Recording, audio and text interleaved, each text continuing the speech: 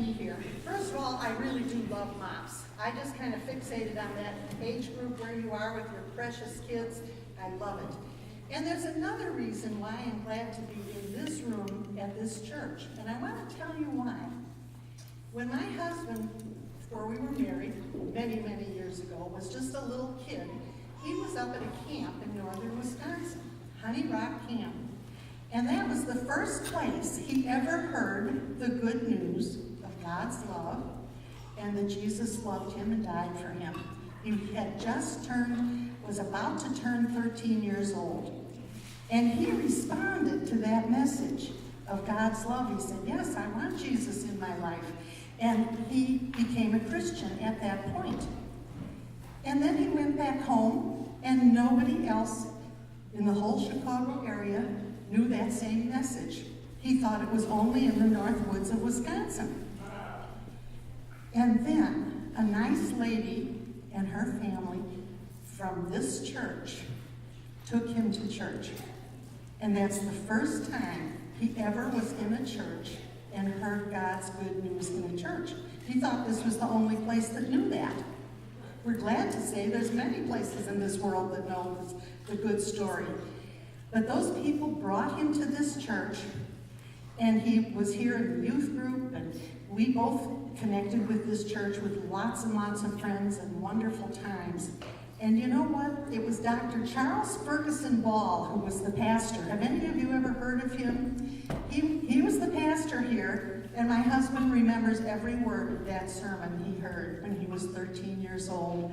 And the gist of his sermon was that when you are coming into God's presence, it's like a banquet, so don't settle for a sandwich. That was the gist of the sermon he heard from Dr. Ball in this church, and I walked into the sanctuary to remember that. One time, up at that same camp in northern Wisconsin, my husband and I had a real communication learning experience. I find that people learn the most from stories, so here's my story, ladies. I had been up there with my 3 sons all week at a family camp, and we were doing all the things you do. You water ski and you swim, and they had special programs for kids and adults, and mostly it was just a very social time for me.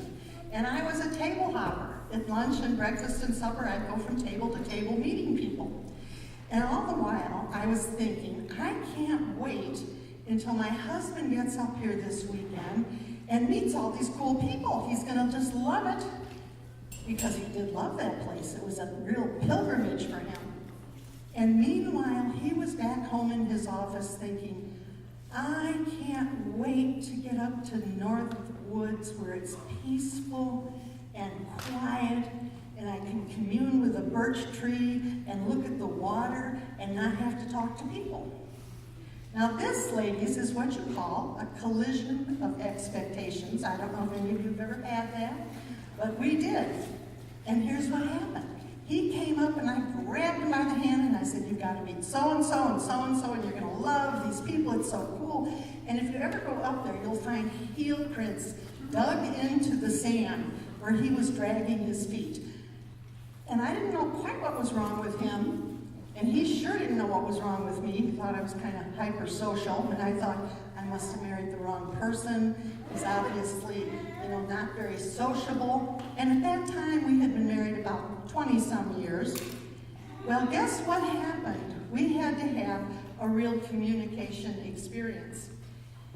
In James 1:19, it says, quick to listen, slow to speak, and slow to anger. So we said, you know what? We've committed ourselves to communicate about these expectation things. Let's go find an empty cabin and talk this through. And our kids were big enough to be out doing all the activities, and we went into this little cabin, and you know what? We didn't feel like listening. But we had committed ourselves to that. That's why you have marriage vows. That's why you make decisions ahead of time of what your behavior will be. And we listened carefully to each other. We took turns. The only thing that turns a discussion into an argument is when people raise their voice or interrupt. And if they take time to slow down, take a deep breath, and listen, and try to hear the other person's feelings, whether they agree with them or not, that's a good start. And lots of times you'll think to yourself, he shouldn't feel that way. But ladies, that's the way he feels. So you want to listen carefully and ask him to do the same for you. And so what we did was what we call active listening, where we learn to feed back to the other person our understanding of what they're thinking before we tell what we're thinking. For example, I said, Dennis, I think what you're going through is feeling that you wanted to come up to this camp and have some quiet time. And it was kind of a pilgrimage for you. As I began to realize how much it meant to him, this was a special place for you where you learned about Jesus and you wanted to have it quiet and meditative, and I'm coming on like a bulldozer and trying to influence you. What I want to do is listen and hear your story. And then after I had heard him, and he said, yes, that's right. And when you first do that, the person will be so excited that you're listening. They'll say, yes, and furthermore, and let him finish. Let him say all he has to say. And you know, you ladies are going to even be better at this probably than your husband, because you're the ones who come to the MOPS group and learn the communication skills, and you're in the learning position, and you will be the one to be the best listener. Well, then he was able to tune into me and say, I hear that you really want me to meet these fun people, and you want me to enjoy this and be sociable. So what did we do? We were able to communicate to each other a compromise. Isn't your life filled with compromises all the time? And that's what we did. We sat down and said, okay, I said, I understand you need time alone, you need time in the woods, whereas I need time with people. Go to the woods with my blessing. Sit by the birch tree with my blessing. Don't say, oh, go ahead. Go ahead and play golf if you have to. You ever heard ladies say that? If you have to go to the ball game, or if you have to go to men's night out, or whatever it is, if it's something, a good thing, give your blessing for it, and then he's more likely to give his blessing for you. And here's what he said, I'll come with you to the meal times or the coffee breaks or whatever, and meet all the nice people, and I won't pout. Some people agree to go to their partner's situation, but they pout about it. Don't do that. When you have to go to your husband's family reunion, or his high school reunion, or company picnic, or college reunion, go with enthusiasm. Say to yourself, I'm going to enjoy this because this is what my husband loves. These are his people. I'm going to find things to love about his uncle and his aunt and his cousin. And you will. There's nothing in this whole wide world more interesting than people. And you know something? I've never ever met or heard of a boring person. People are all interesting. And you can go and enjoy all his relatives and his business companions or Rotary Club people or whatever it is. And so you decide ahead of time, I'm going to enjoy these people. Don't go and say, well, I don't like those people. I'll be sitting in the corner. Don't do that. I found something in the newspaper recently that really impressed me about our behavior in communication. It was written by a syndicated columnist by the name of Sidney Harris. And he used to tell the story of his friend stopping at the local newsstand. The friend greeted the newsman with courtesy, but in return he received gruff and discourteous service. The fellow shoved the newspaper at his friend with a snarl. Even so, Harris's friend smiled and wished the newsman a nice day. As Harris and his friend walked away, Harris said, "Does he always treat you so rudely?" "Yes, I'm afraid he does." "And are you always that polite and friendly to him?" "Yes, I am." Harris was amazed. "Why are you so nice to him when he is so unfriendly to you?" "Because I don't want him to decide how I should act." I don't want anybody else to decide to make me yell or be angry or mad.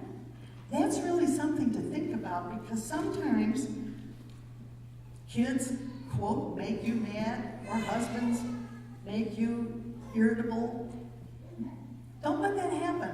Decide ahead of time. Here's the kind of person I want to be. How many of you, when you were little girls or big girls, ever read the book Heidi?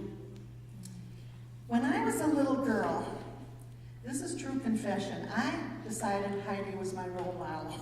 I love Heidi. If you haven't read it yet, read it. It's about a little girl who had some interesting encounters, and you remember how she just decided to see everything in a positive light. And I wanted to be Heidi more than anything else in the world. My brother does call me Heidi. And it's the kind of idea that you decide ahead of time what your behavior is going to be.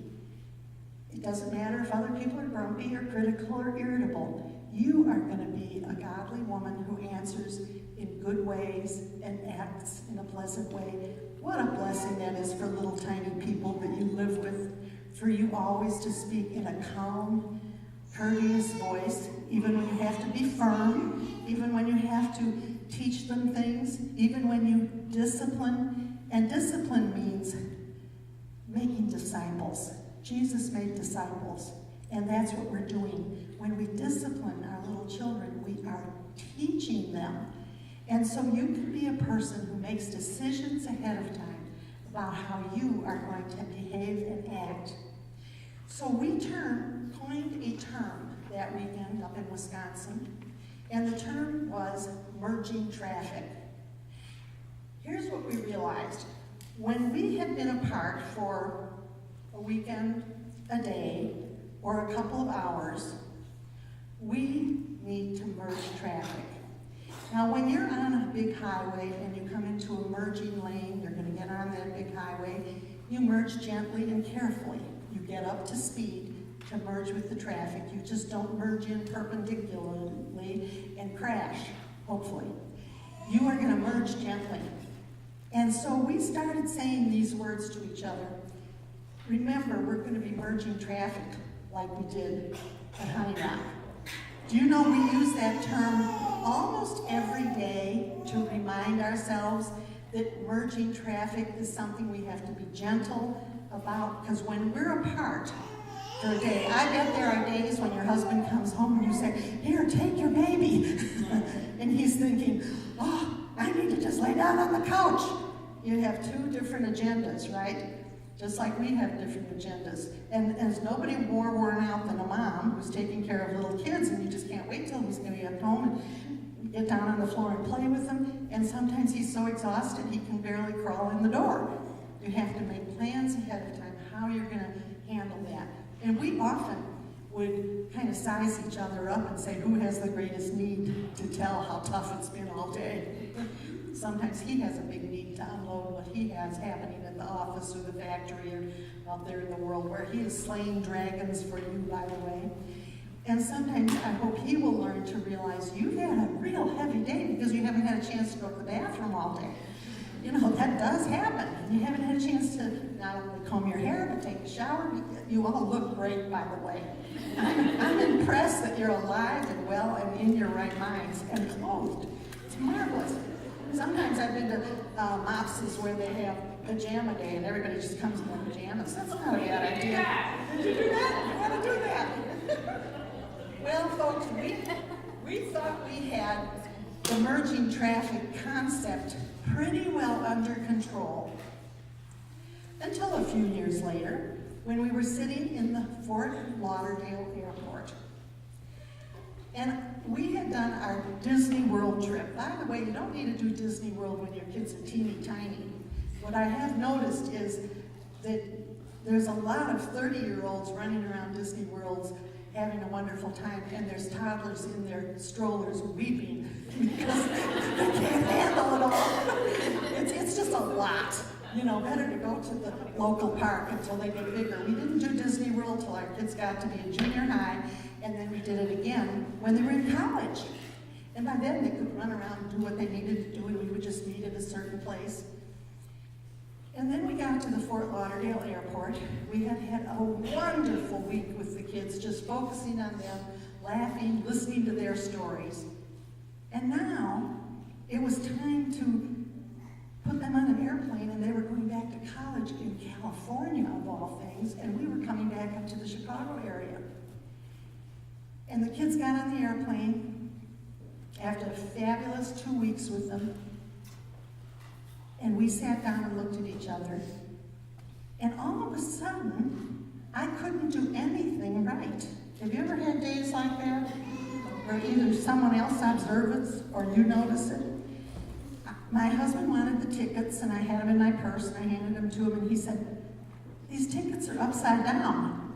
I thought, yeah, I didn't think that was a big deal, but he did. And then he said, "You've got the luggage on the wrong side of the seat. The hand luggage you carry on, and I thought, okay. And then I realized something is going on here under the surface. Why were these little things such a big deal? And I said, "Honey, you know what? I kind of think maybe we're merging traffic." And he said, "What do you mean merging traffic? We've been together for 2 weeks on this vacation." And I said, "But now we're merging back into our marriage after 2 weeks of pretty much focusing on being parents." And I said, "How do you really feel about the kids getting on the airplane and going to California?" And he burst into tears. Ladies, very often behind anger or irritability or these kind of ragged times that we have, there's something much bigger and much deeper going on. Usually people are afraid or sad or hurt or angry.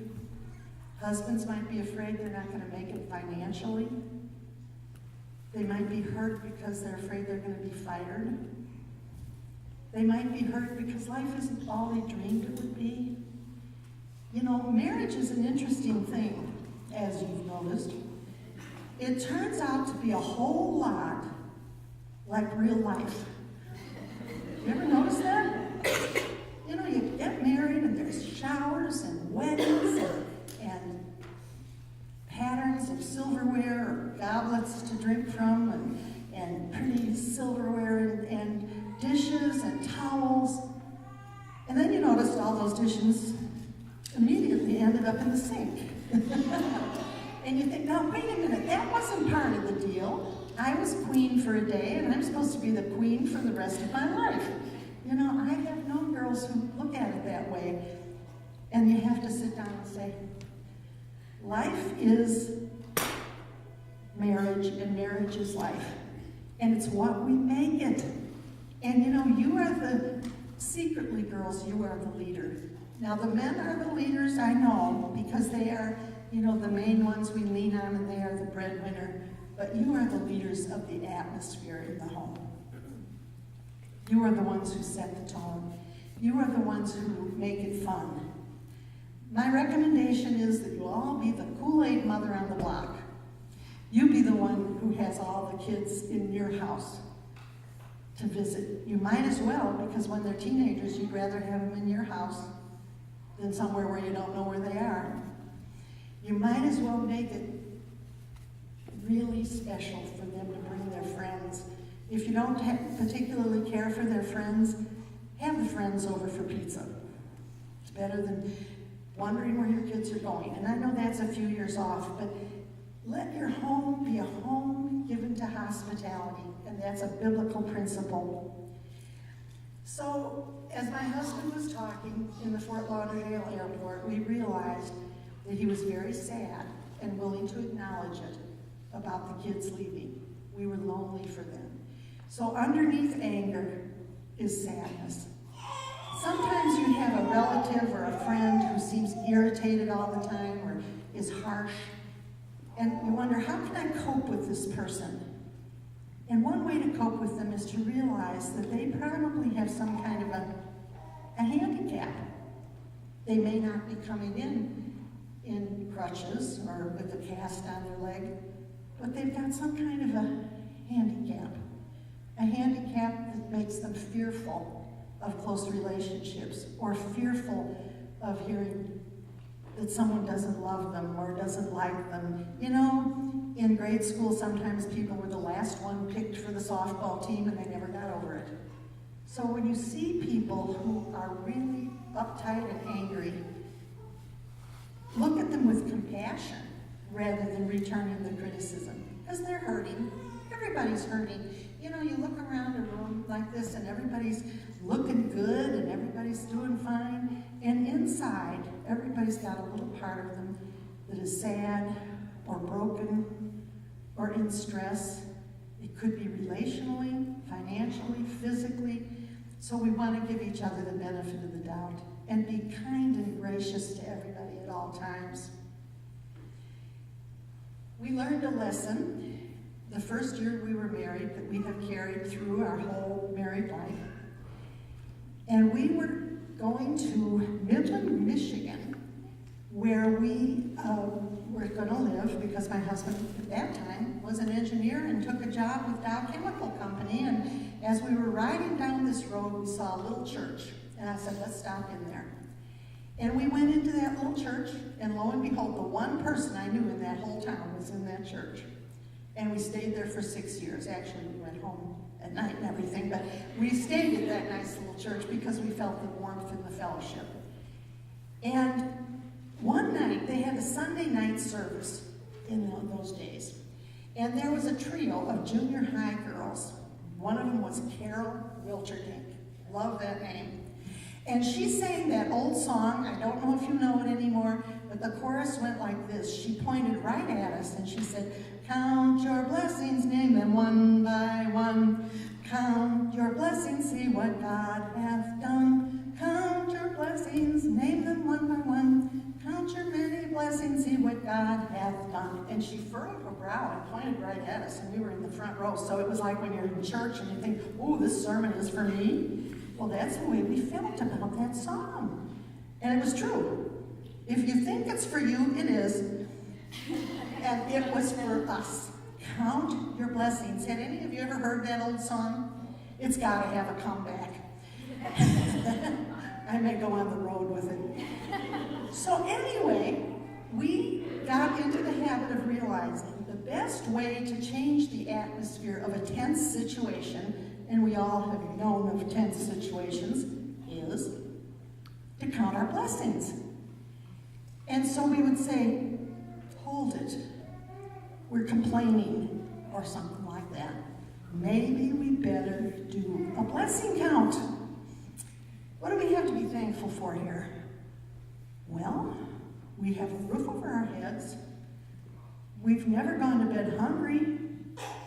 We have a bed. We have windows and clothes and doors and a car and a job.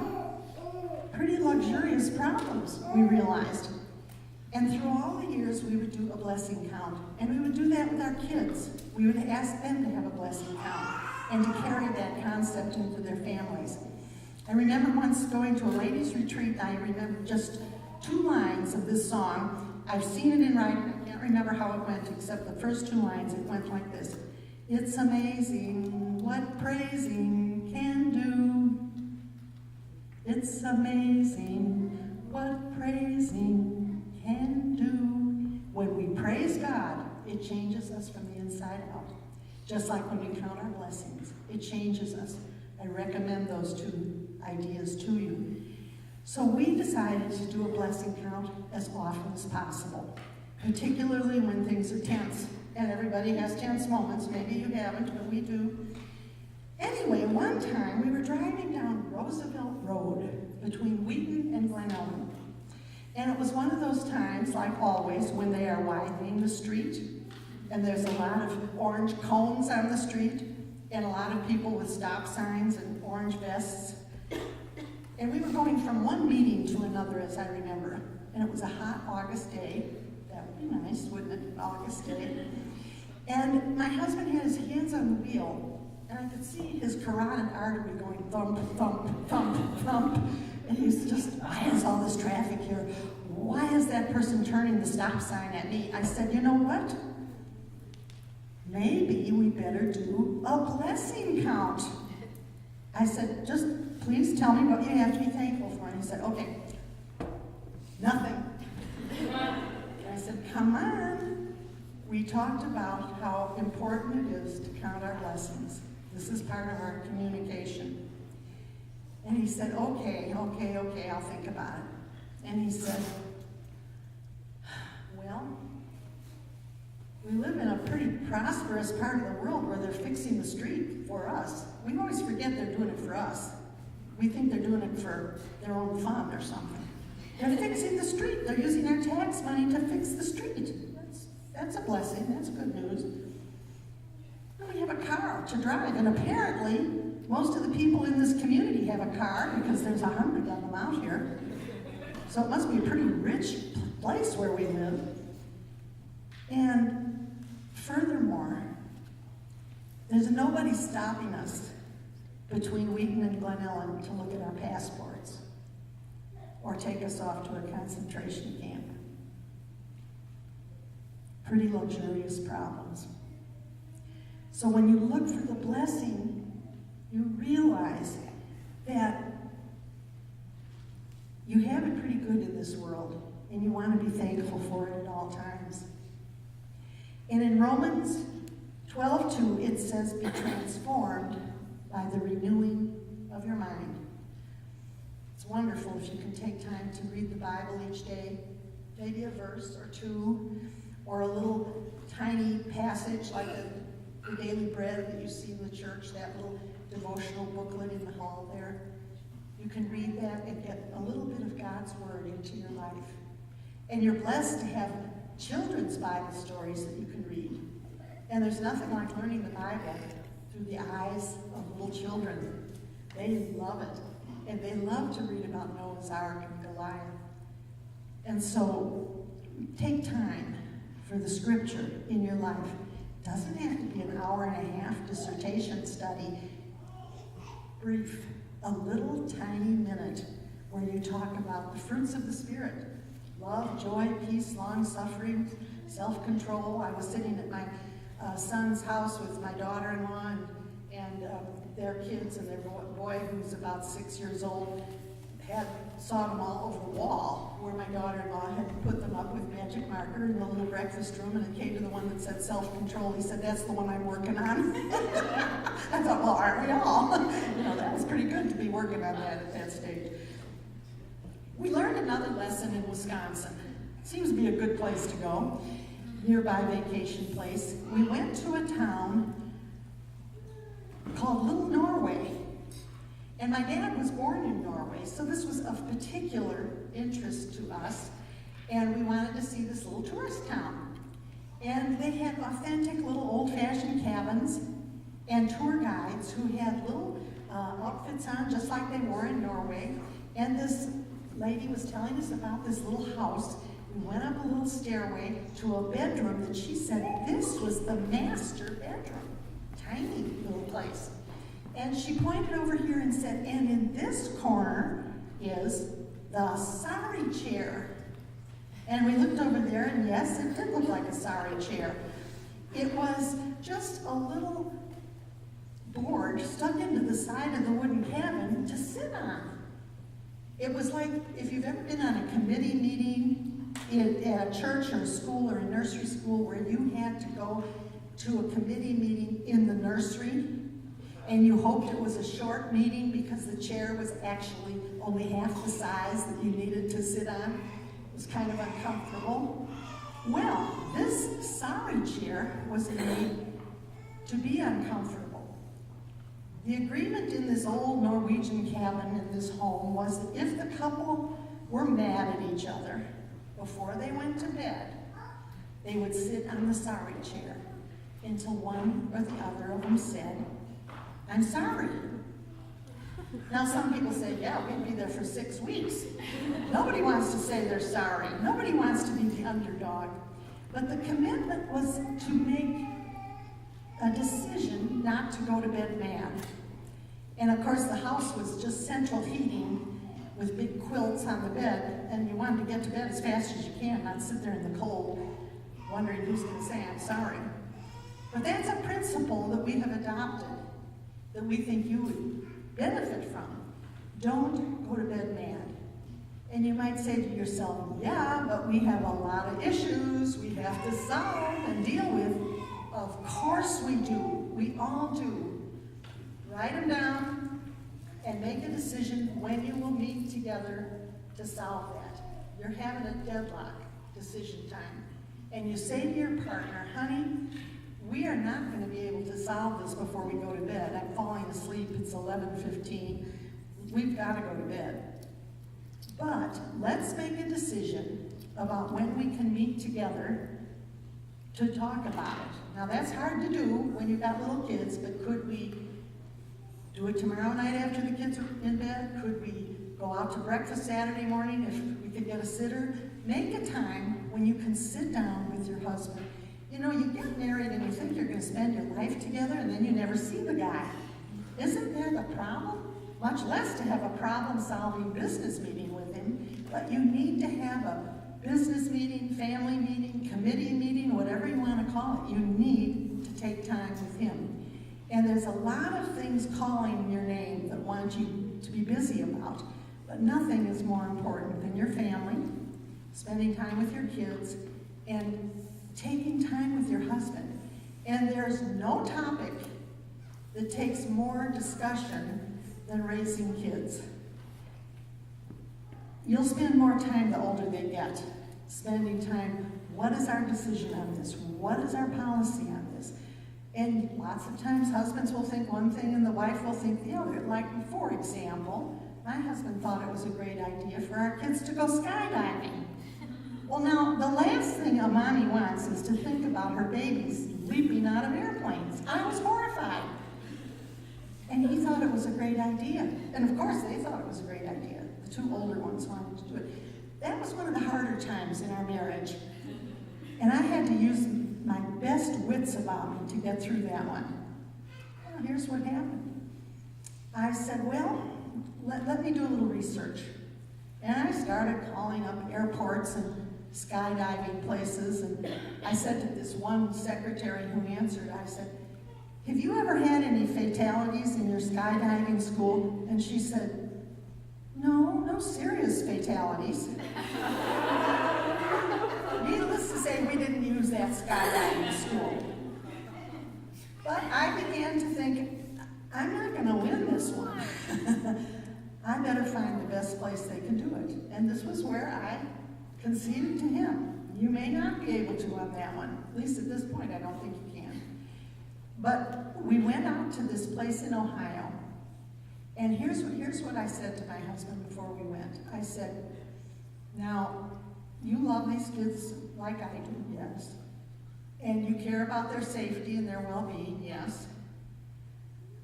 Well, I want you to take the class with them and observe everything going on with the people who fold the airplane parachute, that are doing the mechanical work on the airplane. I don't want to see any beer bottles around that airport, that hangar where these small airplanes are.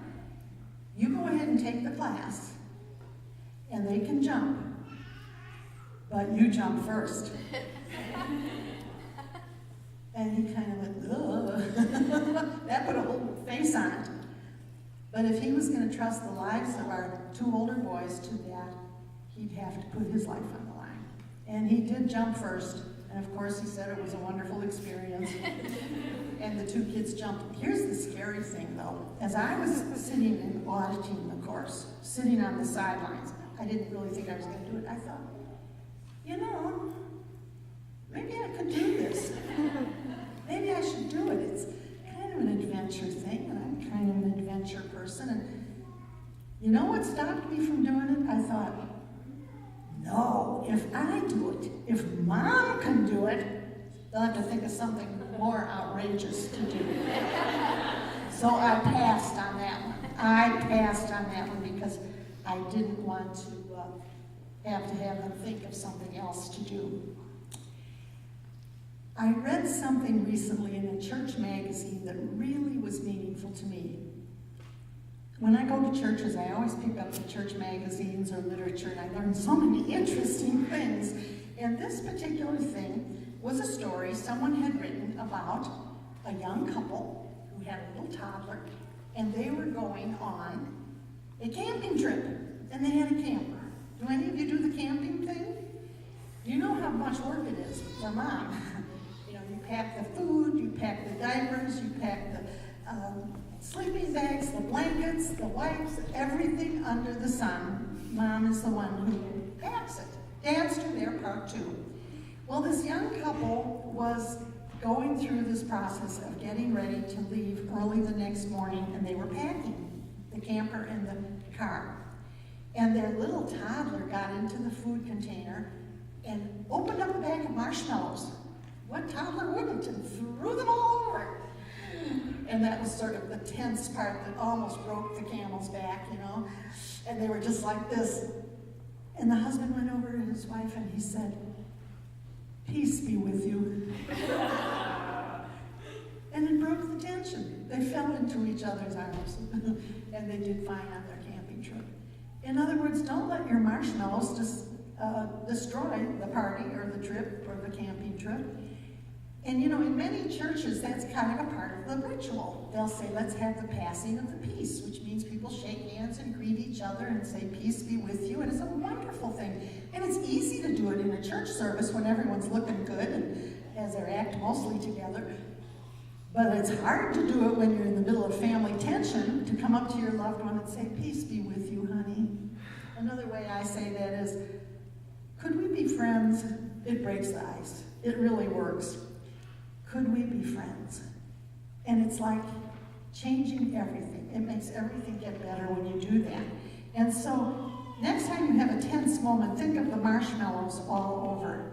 And then remember to say, "Peace be with you," or "Let's be friendly." And sometimes the best thing we can do is just to be quiet and to let the storm clouds pass.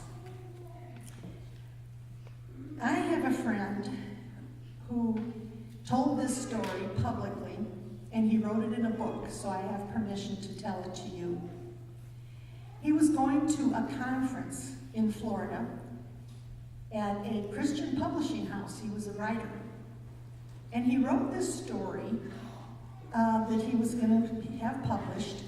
But the fact of the matter was that he and his wife were very alienated from each other. In other words, they weren't having much fun in the marriage, and they'd been married a long time. And he just had all these uncharitable thoughts towards her. He was up in the hotel room, and she was down by the pool. And he could see her from his hotel room where she was by the pool, and he had all these uncharitable thoughts.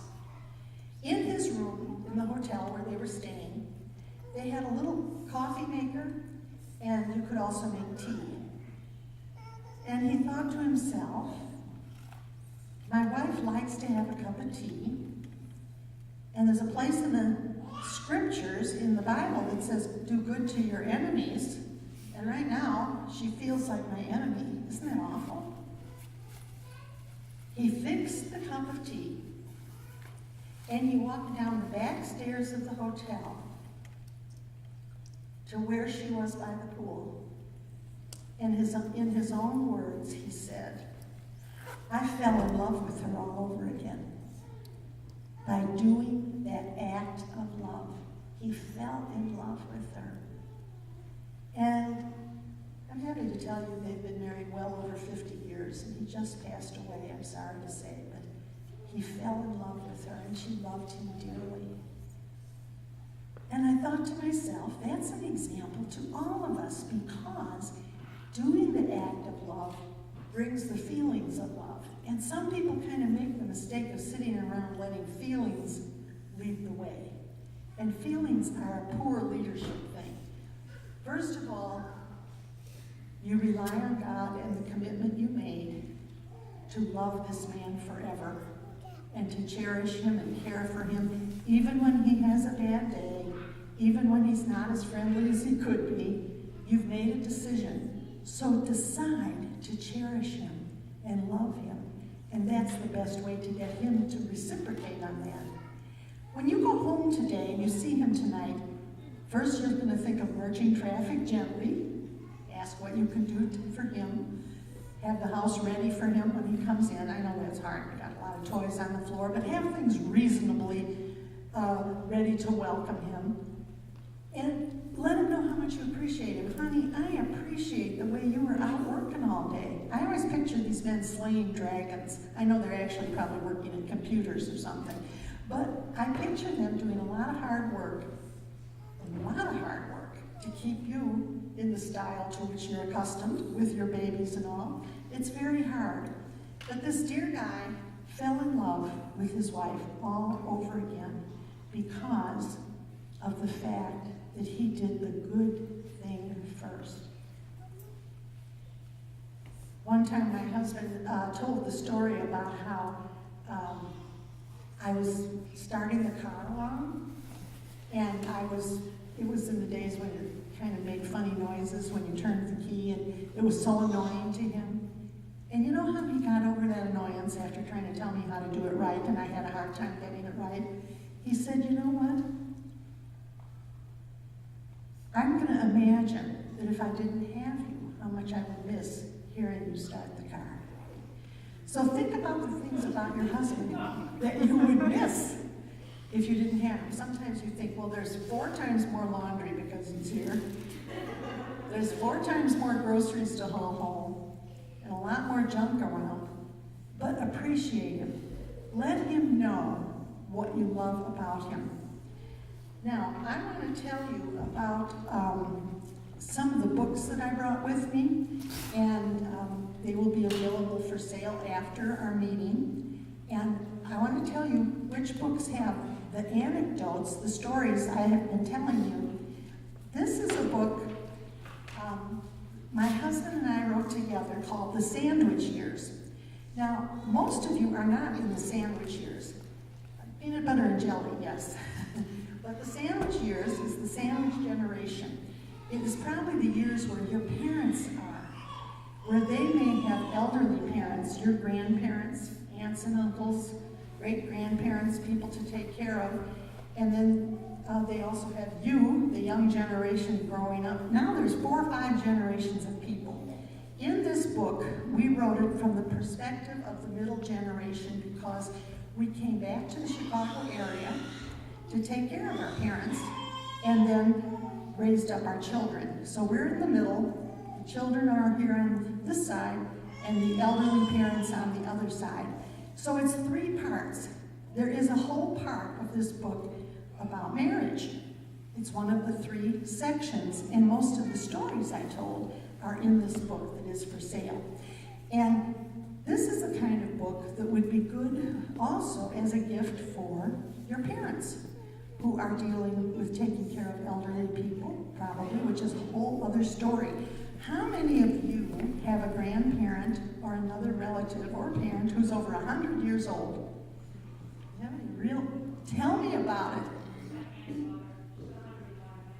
Bless her heart, your aunt's mother, so she would be like your great aunt. Well, I'd like you to have this book as a door prize because you are in the sandwich years. You can come up and get that. And you'll find that helpful for your mother, your aunt, and all the people involved. And you'll want to read the part about the marriage. And that's, you're welcome. You will enjoy that. And then I want to tell you about another book I wrote, which is really the one most inclined to be oriented to MOPS because it's about the little children. And being a mom, this is when I was a young mom. And I'll tell you my favorite story here. It's called Monster Mutant Bikes. I tell a little anecdote and the prayer that goes with it. There were 9 kids in my garage, all working on bikes. There was a stage when everybody in the neighborhood loved to fix old bikes. They would find junk bikes in the garbage, in dumps, and bring them to my garage. And then they'd put them together. And I'm thinking, all this noise and confusion and grease. Actually, there was one bike I really liked and called my own, and that was a bike that I inherited from all this mess. But I thought, all this noise, if they would just take the bikes away and go away, then I could fit the car in the garage. And then I stopped and I thought, someday the funny bikes will all be gone. And I will yearn for a day when I can watch a baby play with his Legos or a young boy build bikes. And I was able to thank God for the handiwork of putting the stars in place and giving us special times in life. So from that moment on, I enjoyed the grease and the clutter and the noise and the boys. And yes, I miss it a lot. So in that book, I tell that story. And then I have a couple of other books here. Some of you have heard me tell about the Christmas tree ship story, which is another story. I did bring a few of those along since it's not Christmas, but that is another story we can tell. And my husband wrote a book called The Strong-Willed Adult. One person bought it and said, which one of us is the strong-willed adult? And one time in a MOPS group, there were a lot of women, and a guy came in and sat down at the table. And I knew his wife, and I went over and said, hi, John. And he said, yeah, I'm here for MOPS today because my wife went out to California for her high school reunion. And I told her I was going to do everything she did while she was gone. And MOPS was one of them, so here I am. And he said, oh, I loved it. And I didn't realize I was also going to make a craft for her birthday present. Well, I gave him a copy of The Strong-Willed Adult because I thought, in the best sense of the word, he was pretty strong to walk into a room full of women and sit down. We're still good friends. He was great. And then I have a small book here. I should have brought more of them probably, but this is just a little book that has marriage communication ideas in it. Some people just like to buy these and leave them on the coffee table or somewhere where someone will read them. And in that little book, because people don't read a big book that often, do they? And then another book, which I have, and I don't see it right now. Oh yes, here it is, a parenting sampler. This is a little book written for people who are raising children, and it's just a small book. And I put in these little books to and from so they can be used as a gift book for a wedding or a shower. And then on the table also, I have this brochure that tells about the work that we do. So I put some questions on the table for you to discuss. You'll probably want to get that extra cup of coffee to have your discussion. But before we go into our discussion time at the table, is there any burning question on your heart that you would like to ask me first? Yes? I don't know how to start the question to make perfect sense, but you're giving us really good information on how to stay calm in every situation, but how to stay calm is my question. I have a lot of stress, a lot of things going on. I have 3 kids that are 14, almost that, and 2.5. So I'm like in all directions, and I'm mostly home like 12 hours out of the day. My husband comes home really late. So how to stay calm when you're ready to scream? Calm in the chaos is what she's looking for. You know what I think part of it is?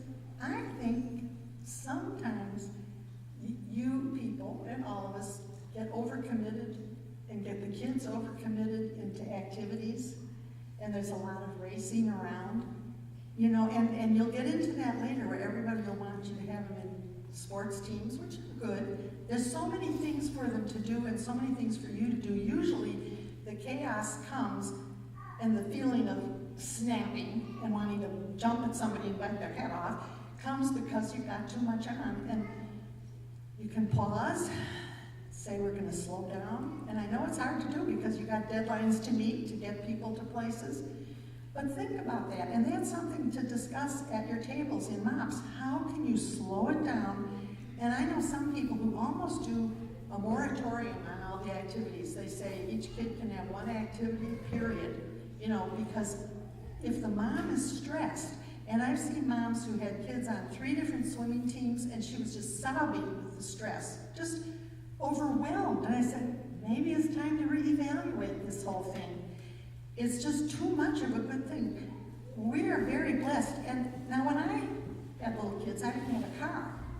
It made a lot of difference. That simplified life, didn't it? And you know, I could drive my husband to work sometimes and have the car, but for the most part, we didn't have cars. And it's the car, and every one of you drove here. We also didn't have MOPS at the time. All of you drove here, but that's what gets you out and about in the community, and there's something good about that, but there's also something overwhelming. We had the home entertainment. The way I would entertain was I would have a come-as-you-are coffee in the morning when I was about to lose my mind, and the ladies in the neighborhood would come for coffee, and then in the afternoon, after the nap, when I was about to lose my mind, I'd have another come-as-you-are party. So I'm identifying with you. I call it losing my mind. And I'll never forget one day, it's imprinted in my brain. I lived in Minneapolis at the time when my husband went back to graduate school, and I was losing my mind, of course. And I called up all the neighbors, and I said, I'm having a come-as-you-are party right now on my front yard, and bring your kids and your snacks. And I looked out the window. Before I had hung up the phone the last time, doors were flying open. Literally flying open. And women were running with their strollers and their babies and their Kool-Aid and their Fritos and their blankets and spreading them out on the floor. I mean, on the yard. I didn't even have to clean the house. They spread them out in the yard. It was the best party I ever had. By far. Best party I've ever had. I've had a few. But it had the least preparation. And they had all their entertainment with them in the buggies. We had the entertainment, we had the babies could crawl around. It's sort of like when you have your gym day here, and the kids can run around and throw a ball and you can have a cup of coffee. It's a wonderful thing to do. But I invited people over a lot. Because, I remember those days when it would be 8 a.m. and I think, okay, what am I going to do next to entertain these little people? You've used all your tricks, read all the books, eaten all the snacks, and it's 8 a.m., right? Because you got up at 5. And so I understand that chaos, that feeling of losing your mind or almost being ready to snap. But the way you need to do it is just what you're doing here, getting together with other moms and talking with them and comparing notes. So not only can you compare notes on marriage, but compare notes on your parenting. That's an important thing. So let me say a blessing for you folks. Heavenly Father, I pray for this group of women to be the best moms in the world and the best wives in the world. Help them to cherish these moments that are fleeting. Thank you for this church, this building, this food, and the time we can discuss things. In Jesus' name, amen. I think what I'm going to do to let you have freedom to talk freely at your table is I'll hover around the book table, and if anyone wants to look at a book or ask me a sort of a more private question, I'll be there available. But if it's right with the leaders, is this the time for discussion? Yes. Are we pretty much on track? We are right to the minute. Oh, good. Ruth, we thank you so much for